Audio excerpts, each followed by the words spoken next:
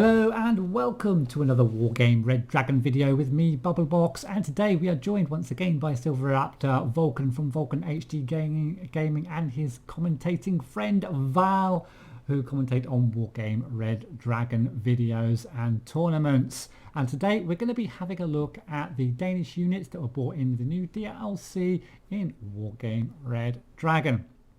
I'm going to start off looking at the logistics, then we're going to take it in turns, kind of looking at each of the different sections and also all commenting at the end of each section what we think is good, bad, etc.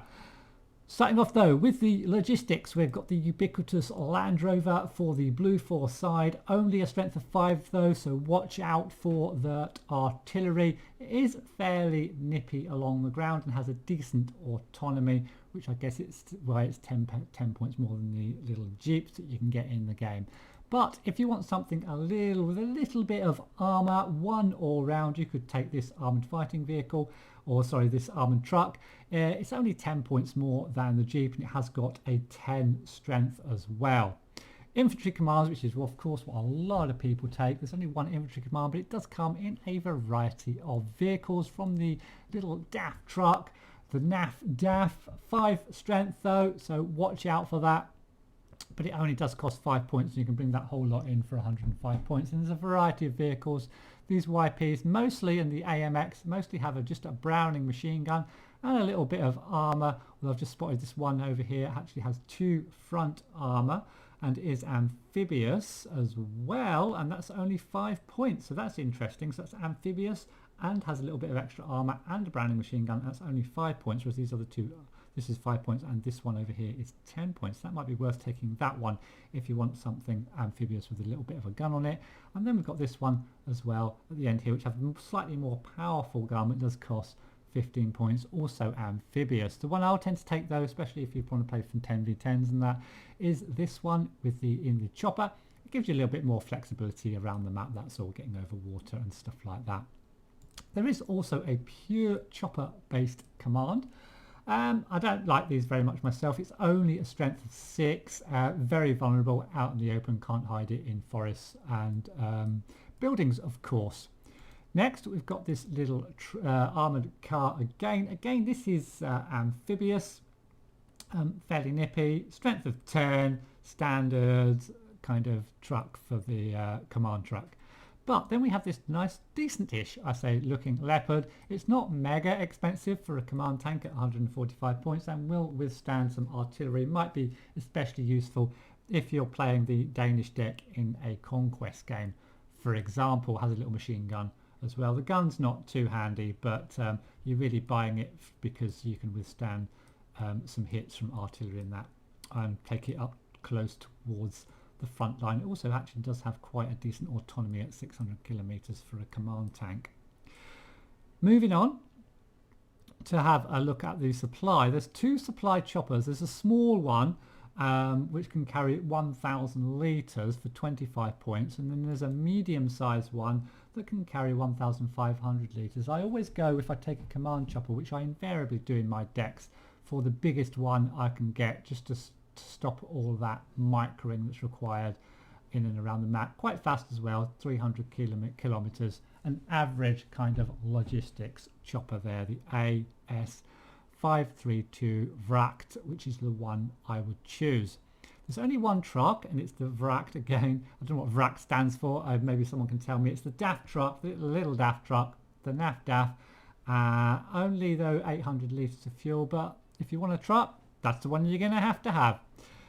Although if you want one that is also amphibious, you could have the AMX PRVR. Very small amount of supply though, at 500. You have to bring these in stacks of 2, 3 or 4 for them to be able to resupply even the smallest of supplies. And finally we have the ubiquitous fob. What do you reckon, guys? I mean, there's actually, did you guys know that 25-point helicopter, I'm not sure if they fixed it, it actually works as a CV at the moment. It does now? Did that happen again? Yeah. I think like in the beta, the Mi-6 helicopter that the Soviets used also acted as a CV. It might have done. But yeah, I mean, it's pretty standard command tab really. There's I think I agree with you though, Bubble. The helis are a bit meh. They're very a bit too small. For Yeah, me. they're small and squishy. Like, Yeah. The amphibious CV, in my opinion, is much better than the wheeled CV, just because it's only 10 kilometers per hour slower over like land, and you know, when it comes to road speed for a CV, it doesn't particularly matter because you don't want your CV getting ahead of your convoy anyway. Mm-hmm. bad at all. Okay, so move on to infantry? yeah, let's move on to the infantry. Vulcan, go for it. Okay, so starting off, we got the genies with their with their napalm. Pretty short napalm range and not great. I mean, they're regular infantry, your standard sort of napalm infantry with a pretty terrible Uzi. Then we got the grenadiers.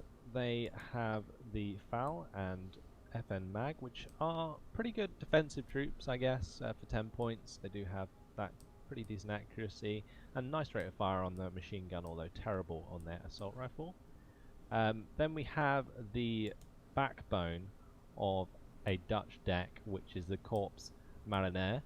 We do have two versions. We got the non-95 and the 95 versions. The non-95 version has the 80% accurate and 60% accurate assault rifle and machine gun. But the trouble is with those, they're very much static troops, and they do lack the rate of fire that the 95 have. So the carbine, the C7 carbine on the Corps Mariner 95 have 533 rounds per minute, which is insane. And the Mini-Me, of course, is a very good machine gun with 413 rounds per minute. Also strength of 15 and elite training, so very, very good squad. I would say the only thing that really lets them down is their AT4, although the rate of fire on the AT4 is pretty good against APCs and small targets.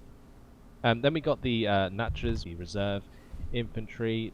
They're not great. I mean, they have a Valh with 30% accuracy, so maybe okay for spamming into towns, but not something that you would probably pick over other Dutch units, honestly, because in my opinion you'd probably take lots of Corps Mariner and probably the Stoottroepen, which we'll get to in a sec.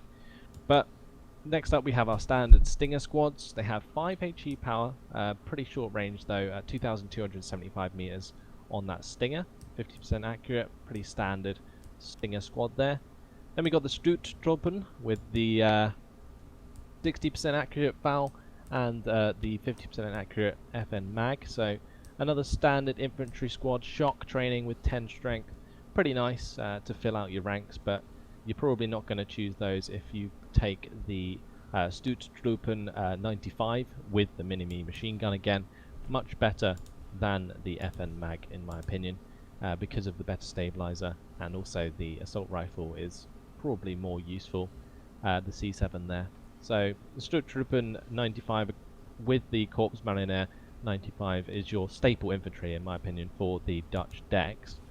Maybe you'll take a Stinger squad to come with, but that's about it.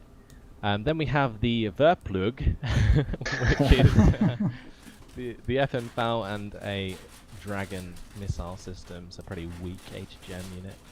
But yeah, what do you guys think? We should probably look at the APCs quickly. We do get a pretty nice range of APCs. We do get the YP448PWI, which is the fastest APC that they can get, I believe. And then we have the tracked ones, which is the AMX PRI, and then the YPR765, which come with a few variants, one with an autocannon, one with a machine gun, and also, of course, the AB 240B or 204B, which is your standard sort of Huey helicopter. But yeah, what do you guys think? I think you're selling those Verplag a bit short, because the 95 version I think is actually really nice. You can take them in that 5-point transport, and they have 2 HE power, so they work the same way an RX works, just at a longer range actually. Yeah, really nice, that's what I was thinking. Support unit, but yeah, I mean, I think they have a really good tab actually. I really like the Dutch infantry. Yeah, I'll go for the Mariniers, Stormtroopers. I'll get the way we pronounce that, and definitely take some Stingers as well, even though they're not the best man pads. They're the only ones the Dutch have got, so I'd definitely take them as well. Yeah, I hadn't really noticed those Verplug 95 before. The fact that those had HE, that's a very good point actually. That makes them very valuable. They are fire support, so all fire support have a little bit of HE on their guns for be able to shoot at infantry. They do.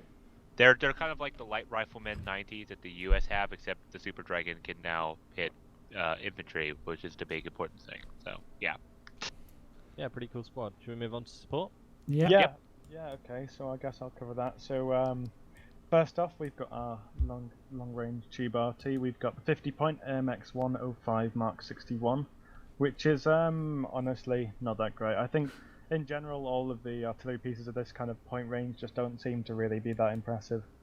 Then you've got the NATO ubiquitous 80-point M109A3, which is a little better, but I mean I think it still suffers from the same problems. Its dispersion's kind of bad and the range isn't amazing either. Then you've got their best one by far, which is the M109A5NL, which has a better rate of fire than the previous one and much better range and dispersion. And then these are probably two of the most important ones, which are they're basically flak panzers. You've got the Cheetah PRTL and the Cheetah PRTL A1. The difference between them is the A1 has 20% more accuracy. Really, I think it's personal preference which one you bring. I've been bringing the A1 variant. It's, again, it's just a Gepard A1, but I think they both have a place really. You've got these really cool, the little Laro Mortiers, which are some small mortar trucks, which I think are really fun. They don't do much damage, but they're really nice to just lay down some smoke and get around the battlefield really fast. You've got the YP408 PWMT, which is again another fast mortar with a bit more punch to it, although less rate of fire. And the M106A1, which is a heavier tube mortar with much better range and more HE. Then you have the two variants of large 9 and 10 HE damage weapons. You've got the M107 and the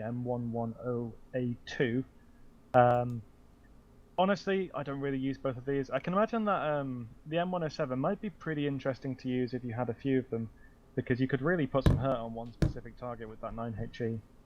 And again, the same with the M110A2, just has better dispersion, although less range, ironically, than the M107. Then we've got the Hawk series. You've got the base Hawk, the iHawk, with a pretty good missile, although the accuracy isn't amazing, and it is radar guided. Very slow though, unfortunately, 25 kilometers an hour, and with low autonomy. The PIP-1 just increases the range against helicopters to 3,325, which makes it very valuable as a long-range anti-heli piece for your forces. And then you have the same as the Eotus Hawk from, I believe it is Denmark, I think. You have the Eotus Hawk. And its range against helicopters isn't amazing, and it's basically a clone of the iHawk, except it's not SEED, it's an infrared anti-air piece. That being said, it does look amazing, but I've always found that every time I use them I just end up disappointed, because 50% accuracy, even at hardened, it just, I don't know, it just doesn't seem to hit too often. But again, it's not a bad AA piece, and you definitely want to be bringing it, I think. And then you come to this thing, the Lance, the most beautiful unit in Wargame. It's not that amazing. Some people have been saying it's God's gift to artillery. I don't really think so, but it does serve a really good role. I think the way I've been using it is a bit like a NATO Buratino. So if I'm going to attack a town, what I'd do is buy one or maybe two of them, and then fire those rockets at the edge of the town, because the suppression is massive, so you'll stun and panic all the units inside those town blocks. And obviously it can also be used as a sniping unit against CVs, but not too amazing. So what are your thoughts, guys? Yeah, the Lance, quick one on the Lance is the only problem with it is its kind of wind-up time. It's got quite a long aim time, and if anything moves, you've lost your whole rocket. But as you say, it's probably better to, as preparation to go into towns or for a target that you know is going to be static for a fair amount of time. Yeah. I just want to ask, for the HE power is 20. What's the HE power on the B5 as comparison? Do you guys know? Camera is 20 or 30. Give me a second. Let me check. And the HE on the B5 is 30, by the way. Wow. 30. Yeah. Okay, Yeah. so it's 10 less HE power. So it's not quite like a big boom of a B5, but it's still pretty decent. Well, One I thing mean, to note about the iHawk is that with that accuracy, like 50% accuracy on any AA vehicle is just kind of bad, mainly due to the fact that a lot of people use planes with 30% ECM and higher. So you're actually hitting for a lot less than 45 or a lot less than 50% accuracy when you're firing those missiles, which can get really irritating. Yeah, because often you only get a chance to get 2 off, and then so really perhaps you need to bring them in groups, and then you've got the problem of artillery hitting them. But yeah, but it's the same for all this type. Yep, let's move on to the tanks. Silver. All right, my turn. Well, first we're going to start off with the AMX-13 FL-15. This funny little thing, very little armor, but it is small. It does have a 50% accurate gun and a rate of fire of 13 rounds per minute, so it's basically just a gun fire support cheap tank unit that I think you would bring in to support infantry assaults in a town or something. Then of course you've got the Centurion Mark 7, 9 front armor. Not the best gun, but it's definitely an interesting cheap tank to bring in if you're trying to soak up a little bit of fire. Then of course you've got the Leopard 1 NL and then the Leopard 1V. I feel like the Leopard 1V is pretty good for this role. Has 10 rounds per minute, 65% accuracy, and a pretty decent 8 front armor. So definitely a good light medium tank. I would classify that. Then of course you've got to the Leopard 2 series, the Leopard 2A1 NL start off, then the Leopard 2A4 NL, and then the Leopard 2A5 NL with, you know, all the fixings that the Leopard 2A5 comes from in the West German deck. Now, with this, I would like to ask you guys, did anyone, when they saw this, instantly thought about making a West German Netherlands armored deck and having basically 4 Leopard NA 2A5s to send it to the battlefield? Well, you are behind the times, because I was actually speaking to Faust the other day, and for the entire day he was spamming with messages over Steam telling me he'd beaten loads of people with his Dutch-German armoured deck. So I feel like some people are quite happy about having those 4 2A5s, although you always have to be a bit careful, because although not as prevalent, because blue general isn't quite as popular now, if you come up against like a Commonwealth deck, you're going to have a bit of a bad time, because these Leopard 2A5s only have 3 top armor, and a Harrier GR7 will 1-pass anything with 3 top armor. So you've got to be careful. Maybe not a hard counter, because the Commonwealth infantry isn't quite as good, but just got to remember, if you're going to do it, you've got to expect those Harriers. Well, I don't normally do blue 4 versus blue 4, so that shouldn't be a problem for me. That's true. Yeah. I think this this Leopard 1B is pretty much the same as the Leopard AS1 from Anzac, but the AMX-13 FL-15, that thing could be so useful as like fire support for infantry. Like that 3 HE power on such a cheap tank with 13 rounds per minute is really, really useful. Well, I just noticed there's some real Illuminati stuff going on. The AMX-13 has 13 AP and a 13 rate of fire. There's something about that number that the French tank just needs to have. Wow. Right, should we move on to Recon? Yeah. Yeah, Recon-wise, we've got the AMX-13 FL-12 and the tank Recon, and the Leopard 1V tank Recon as well. The AMX-13, well, I don't think that's got a lot of role in the game. You can correct me if I'm wrong, but I really like the Leopard Recon tank. It's got very good optics and decent-ish armor for a Recon tank, because it's got to have a fair amount of speed, so it can't have massive armor, and an okay gun as well, all for 65 points. I'm liking that one. We've got one Recon chopper, which I would probably put in my deck. It's only 45 points, hasn't got any armaments, but it has got very good optics up in the air, can spot pretty much most things, and you will get quite a few of these in your deck as they're only 45 points. Then we've got the infantry Recon. I'll talk about the commando infantry first, the KCTs. I'd probably take these in the deck. They'll probably do okay against infantry themselves. They're little squads of 5, so they have some kind of durability, and they're very fast across the ground with very good optics. I like those very much indeed, and they come in a variety of trucks and also in a helicopter as well.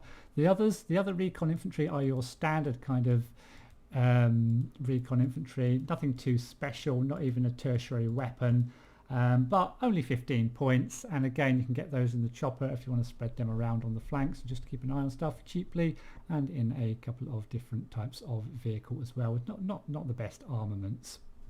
Then we move on to the vehicle recon. We've got the large Lard C and V. It's just basically the Jeep recon. It has got exceptional optics for 45 points. No weapons, but all you'll be doing is spotting with this thing, and it's pretty nippy across the ground as well, and it's got a very, very good autonomy, but only a strength of 5, so if it gets hit, it's gonna die. Then you've got the YP-104, little recon vehicle, again pretty nippy. Autonomy is kind of okay, although you'll probably be moving your recon around a lot, so you could be a little bit of a problem. This is a prototype, but nice and fast, and has got a strength of 10, and it's got a little auto cannon that can keep those pesky choppers at bay as well. Then we've got the cheap M113 recon truck, really. This wouldn't be a favourite of mine. Not very good autonomy. Just it is amphibious, I suppose, if you wanted something that was amphibious and it was really cheap. The best thing it's got going for it is it's really, really cheap, and it's only good optics as well. And then we've got the other truck, which is basically an upgrade of the M113, which just spoke about previously. This time, it is only good optics again. Can't really see the massive differences between the two. It's got an auto cannon, I guess, is what you get for your extra, is the bang that you get for your extra buck there. Then we've got a couple on the bottom, the YP408 and the YP408PW. Again, not something I'd go for personally in my decks. We've got the one with an auto. Is that an auto cannon on the first one? I think it's an auto cannon. You can pop helicopters with that, I guess. But again, pretty poor autonomy on that. Pretty poor autonomy on the YP408. I wouldn't probably take them personally. I'd go for the recon tank, maybe a chopper, and the KCTs in my deck. What do you reckon, guys? Well, first off, I should probably point out, apparently those KCTs being 5 man is a bug. Okay. The only elite combat recon squad with 5 men, to my knowledge, so I think that is getting changed to 10 in the hotfix. Right. I was thinking about that. They seem to suffer from the early Ranger syndrome of only being 5 man and nobody takes them. Maybe. Yeah. It really did kill the squad. I looked at them initially and I was like, oh cool, special forces for Netherlands, that's really awesome. And then I looked at their strength and then I realized they were terrible. Yeah. Well, I mean, they're okay, but not great. I mean, the thing is, I just don't think they're worth bringing when you could just bring the other 5-man squad, because you're not really going to be using the KCT for direct engagements anyway. Unless you're running behind their back line through forest and such, and they could try to defend themselves a little bit, but with 5 strength, they're not really going to last long. Yeah, the other thing I think is underrated in the recon tab is the AMX-13 again. Same as in the tanks, just the rate of fire and the HE, and also with the good optics this time round, just makes them quite valuable actually. But that Leopard 1 actually is just awesome. That is probably one of the best recon tanks in the game right now. Well, it's directly anomalous to the Chinese one, and the reason it's so good is because it's got medium stealth, so it can fly without being seen, and having a tank gun do that is particularly scary. Cool.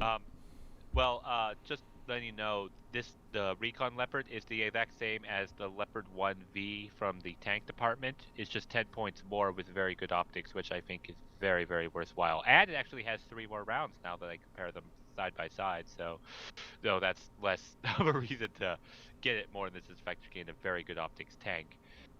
Okay, excellent. I think it's the stealth, really. There's just one more thing I'd like to touch on, because I really like this. The 25mm M113 Recon.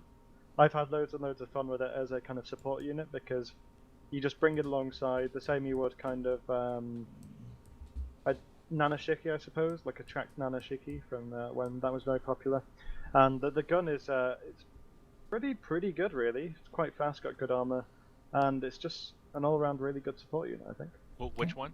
The M113 CNV 25mm.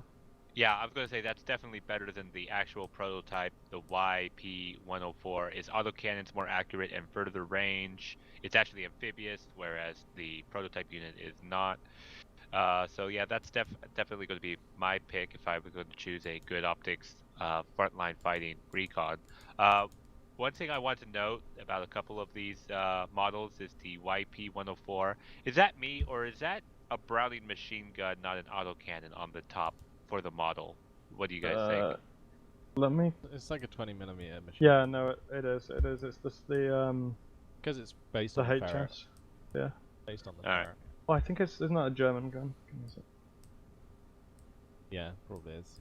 It kind of looks like a Browning machine gun to me. That's what I was thinking. Yeah, I think it's based on the ferret from obviously the UK. So.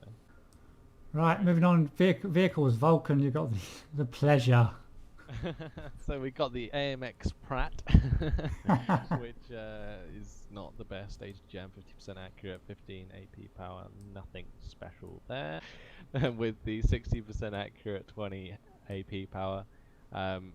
Again, not particularly great, although it is pretty cheap for what it does. But then you got the 2,625 meter range, 70% accurate, 25 AP power. With the TOW2 system, this is sort of your standard HGM vehicle that you can get on a majority of the decks with the TOW2 system. Then you basically got your standard recoilless rifle with the NECAF 106mm. Does have 3 HE power, which could potentially make it useful against infantry. Then we got the Laro ITO, which is just the standard ITO system on a Jeep, of course, same as the French version, and the Laro TOW2 again with the TOW2 system, same as the Pratt, just cheaper because it's not armoured. And that's pretty much the vehicle summed up.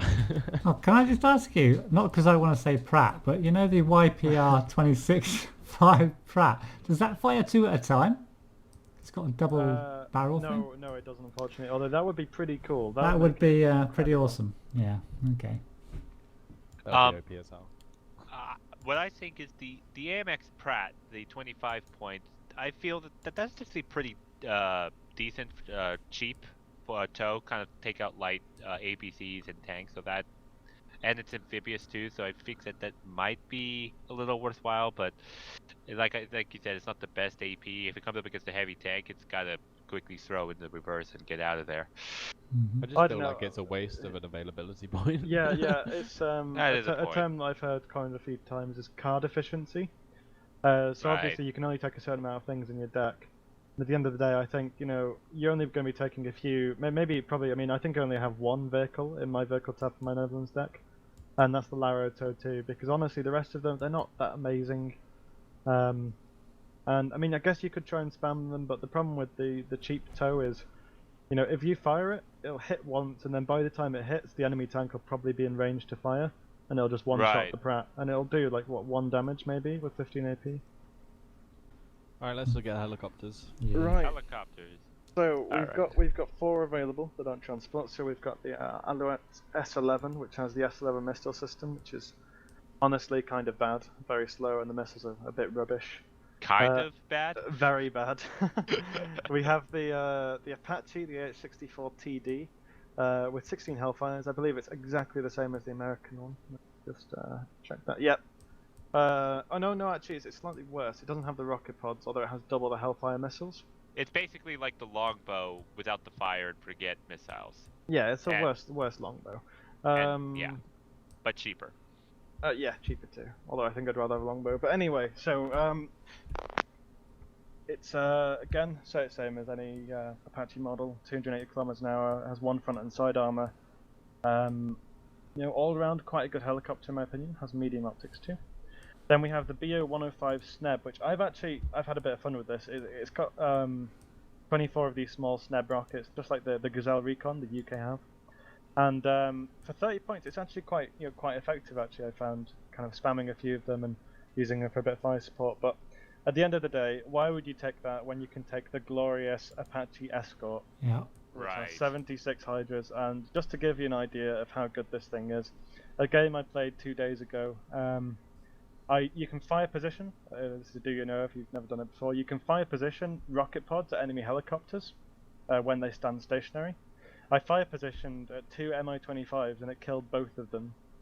It's a beautiful helicopter, it really is. For 65 points, I think it's a fantastic kind of, maybe for an opener or just for some kind of infantry sport, really nice helicopter. Yeah, I agree. Yeah. Yeah, I agree. The AH-64, I've played it a few times in some 10v10s, and it's just a multi-role helicopter. You can stun and stop medium tank pushes with this thing. You can gun down infantry really easily with it. And as you say, if you're skillful enough, like you, Val, you can maybe shoot down helicopters with it. Yeah, it's a really awesome aircraft, really is. Yeah, I just want to comment. Cannon's just really good anyway. Yeah. I Tears through APCs as well. Yeah. I just want to comment about the fact that I find it interesting that the Netherlands get Apache helicopters, but the British do not I in know, this game. it hurts me deep inside. It's like a cutting blow. But I don't know, it doesn't really matter too much, I guess. Yeah. Should we move on to the Maybe aircraft? next war game. The next war game, I think we should. All right, aircraft. So first we'll start off with the F-104G. Basically, really cheap anti-air plane, which probably will not go toe-to-toe very well against the high-value planes that are common in these days. Then we've got the F-16A Block 1, which I am kind of looking of using. With 90 points, you get exceptional air detection to see if there's any aircraft in the way, and 6 AIM 9L infrared missiles. I think it definitely has pretty good firepower for 90-point air superiority plane. But then, of course, there's the F-16A MLU, which also has the AMRAAM missiles on top of that. So that's definitely going to be the main air superiority fighter. Then we've got the multi-role F-16s. We've got the Block 5, which has 400 or 500 kilogram bombs.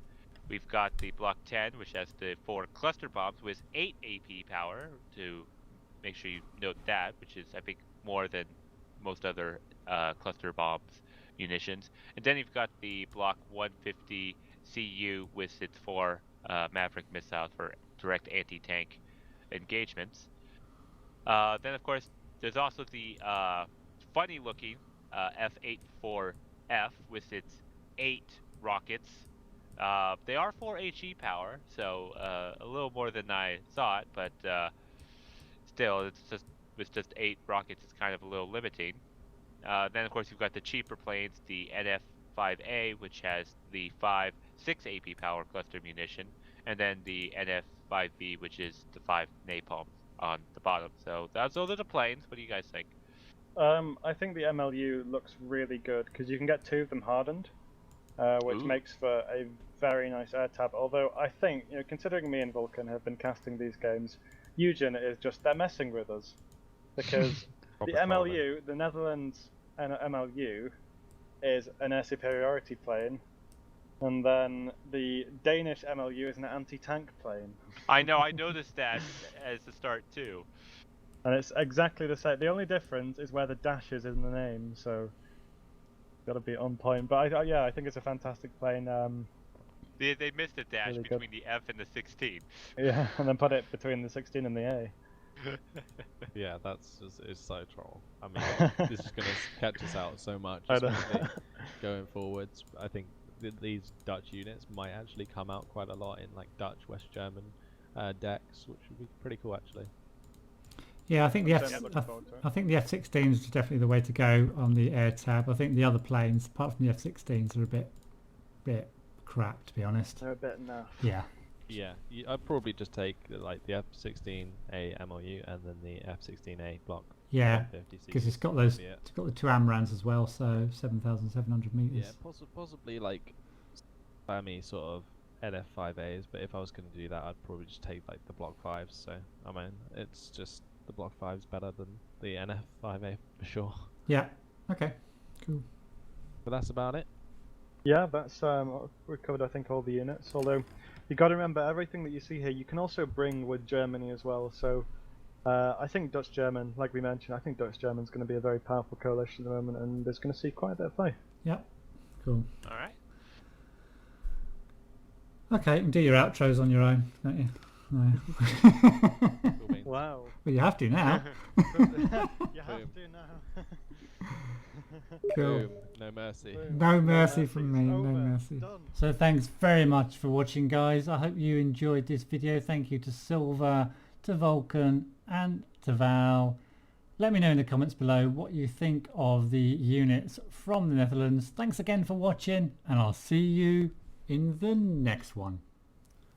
Okay, so logistics wise, we've got the ubiquitous Land Rover for the Blue 4 side, and then there's a little armoured car for 124 points, which offers you a little bit of armour and is pretty speedy along the ground as well. Infantry wise, just one basic logistics. Oh, fuck's sake. Start again.